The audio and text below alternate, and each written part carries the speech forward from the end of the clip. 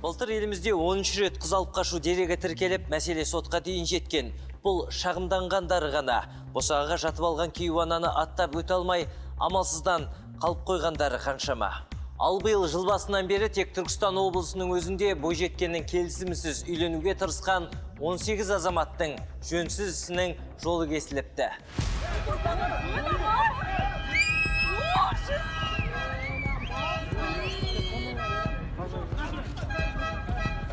Конституцияда қыз алып қашуға қатысты арнайы заң жоқ. Мұндай зорлық-зомбылыққа барғандарға қазір 125-ші бап адам ұрлау ісі бойынша шара қолданылады.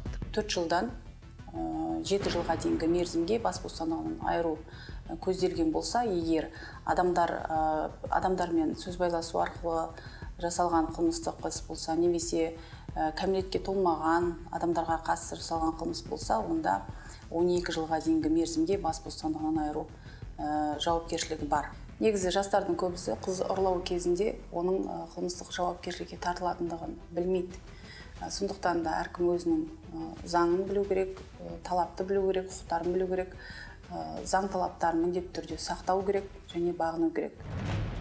Бұл заңның солқылдақ тұсы да бар. Өйткені еріксіз орамал тартылған қызды 3-4 күннен кейін босатып жіберсе, алып қашқан азамат жазадан құтылып кетуі мүмкін. Сонда қалай? Ол қыз көнбейді, көндіреді, қағаз жаздыртады, ұялтады, басқа қылады, мәжбүрлейді. 3-4 күн ұстайды, әбден абырой төгіледі ол қыздың.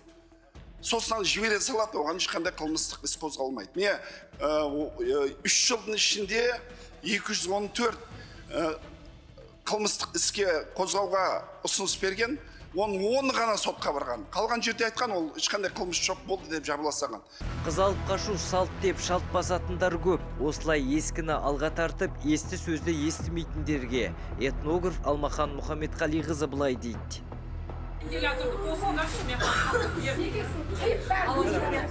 Негізі қыз алып қашу деген біздің қазақтың мәдениетінде болмаған.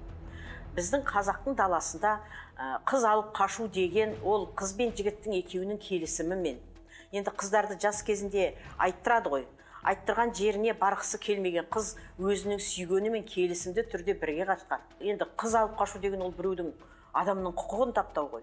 Біреудің еркін ажырату, оның ғұмырына қиянат жасау. Сондықтан да ондай келісімсіз қыз алып қашу деген біздің мәдениетімізге жатпайтын дүние.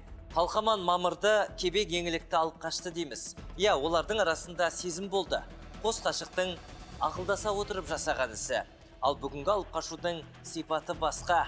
Келісімсіз келін сүрудің ақыры келеңсіздікпен аяқталуы мүмкін. Сондықтан сезімге ерік бермес бұрын, әр қадамды ой елегінен өткізіп алған жөн. Неке жүзігін тағам деп жүргенде, қолға кісен салынбасына кім кепіл?